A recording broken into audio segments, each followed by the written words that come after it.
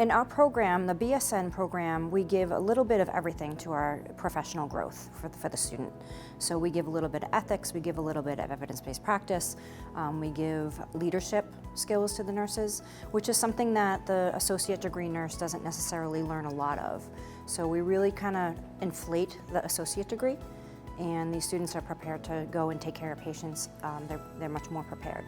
So a bachelor's prepared nurse is really going to excel in their workplace, in their nursing career as compared to an associate's level nurse. It's not to say that an associate's level nurse is not a prepared nurse, but having that bachelor's really sets up a better foundation for becoming more knowledgeable about your practice. It's really increasing your knowledge in a certain area. It may open up different opportunities. So just having that foundation is really helpful.